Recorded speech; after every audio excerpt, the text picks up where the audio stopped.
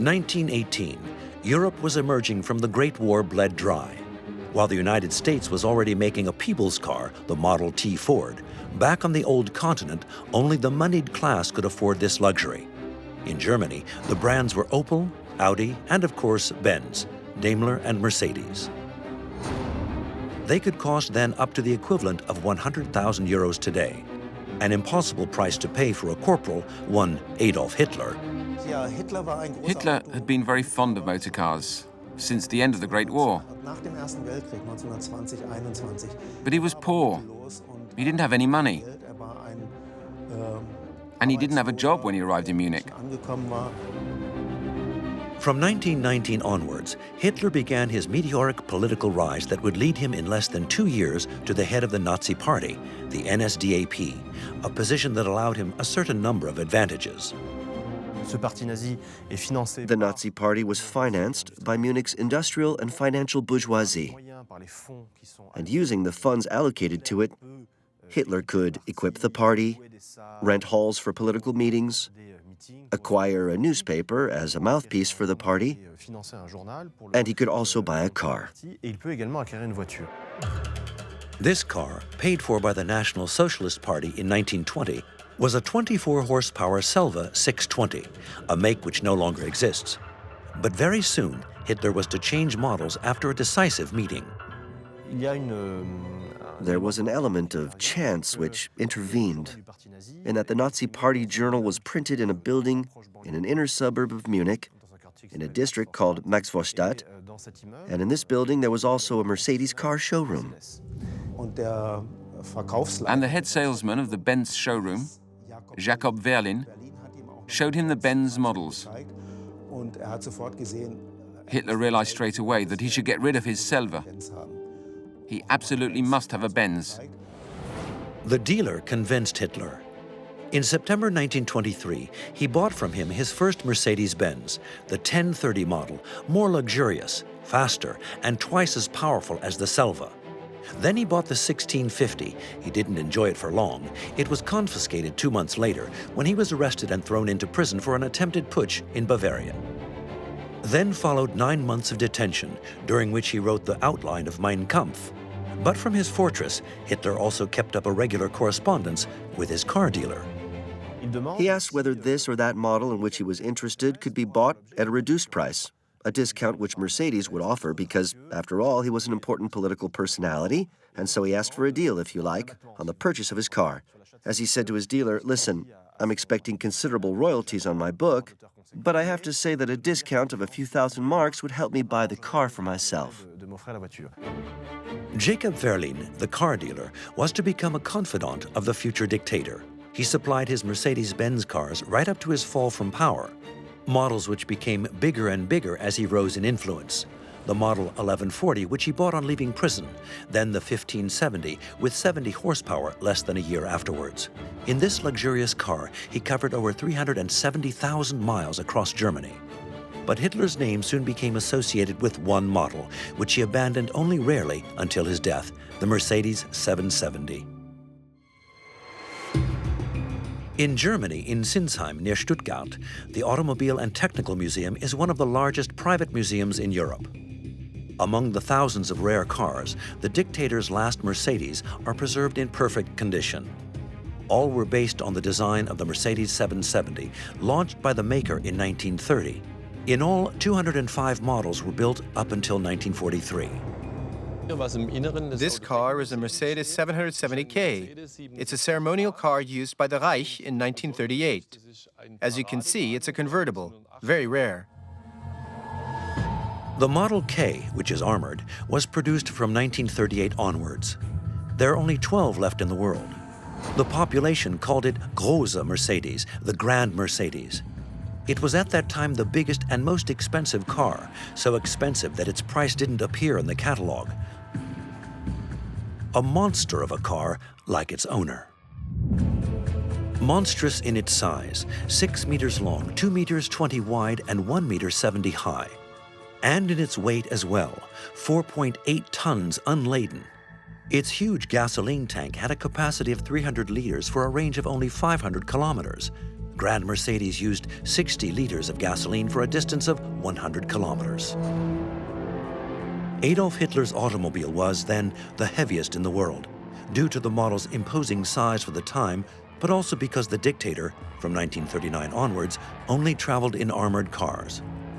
And again, it was Mercedes, the pioneer in the subject, that took it on.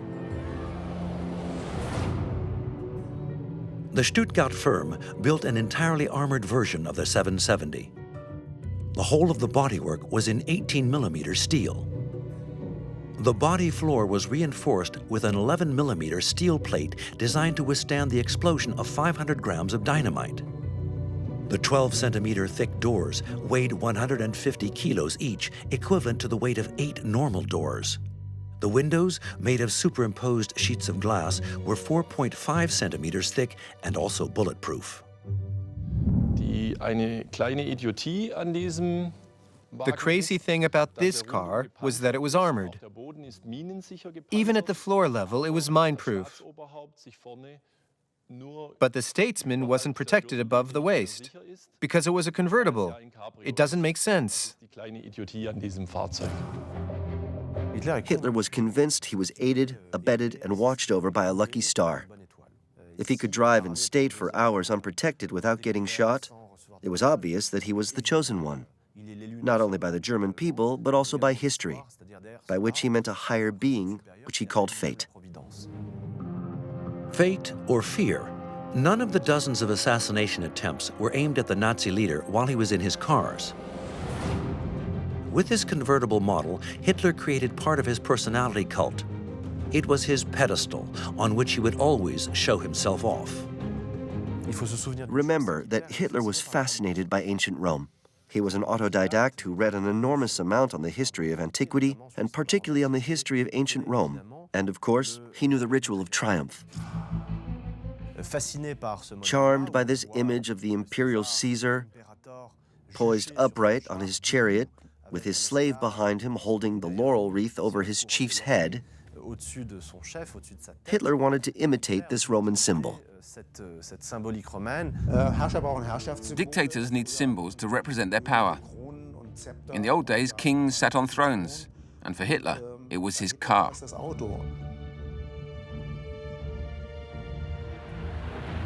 For this car to become the perfect propaganda tool, Mercedes made a small adaptation, which changed everything.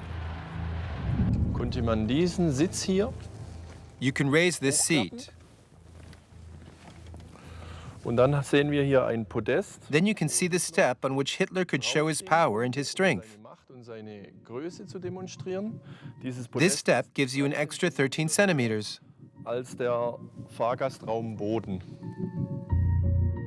With this step, the dictator, who was 1.73 meters tall, could stand up to 2.40 meters high and look down on the crowds.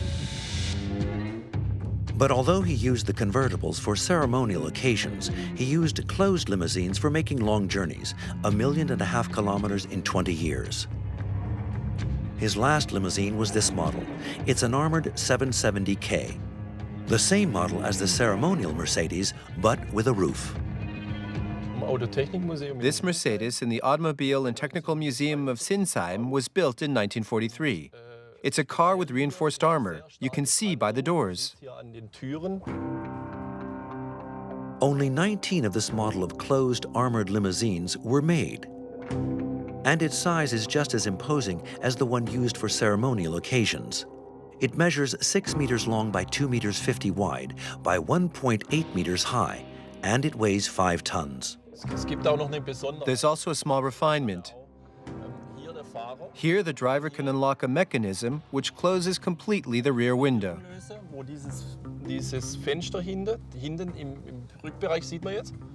The driver can operate it to protect the passengers. This steel mechanism can protect passengers' necks against bullets. And finally, to prevent any attack, the maker also provided puncture-proof tires. They are rubber, but with a honeycomb design based on 20 independent chambers. If 1 or 2 explode, the tire retains its effectiveness. But the weight is a drawback. Each wheel weighs about 100 kilos, 5 times more than a normal wheel. dass die sich damals And this spare wheel is so heavy that at that time, they invented a system to assist a wheel change. dieses Ersatzrad zu wechseln. Man löst hier die Schrauben. You unscrew here, that's the lock. And then one man can take out this wheel, weighing more than 100 kilograms. Supported by the strength of the spring, you can take it out like this and put it down into the position required in order to change the wheel. To power this 5-ton monster, Mercedes called in help for the engine from one Ferdinand Porsche, a brilliant engineer, self-taught, mad about car racing. He trained with Benz, then with Mercedes, before creating his own make. For the 770 model, Porsche introduced a motor based on racing car technology. The engine has 8 7.7-liter cylinders in line. It develops the exceptional power of 400 horsepower, as much as a racing car. At that time, standard cars like the Citroën Traction in France did no better than 32 horsepower. Ferdinand Porsche added a further refinement, characteristic to V8 engines: double ignition, 16 spark plugs, 2 to each cylinder. This technology, very uncommon at the time, allows both an increase in the engine output and guarantees its reliability. If one spark plug is faulty, the other one takes over.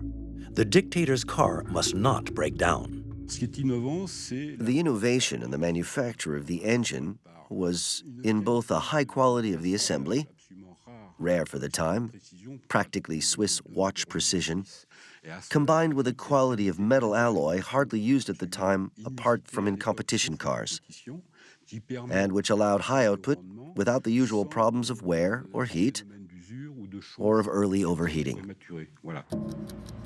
To get up to 400 horsepower, 8 cylinders were not enough. So the engineers at Mercedes added a compressor, which up to that time had only been used in aeronautics or competition cars. Here on the right side of the motor, we have the carburetor of this big Mercedes engine, linked directly to the large compressor here.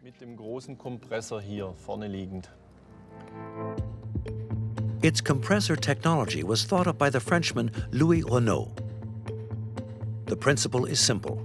Air taken from outside is compressed in this part of the engine, then injected into the cylinders. The compressed air multiplies tenfold the energy on explosion. That is how an engine of 250 horsepower can reach 400 horsepower.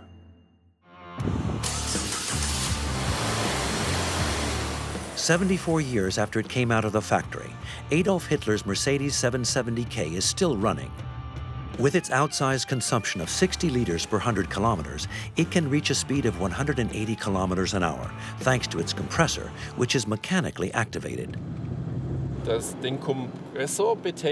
To activate the compressor, you use a pedal with 2 levels. You depress the pedal until you feel a slight resistance. And if you press against this resistance, the compressor is activated.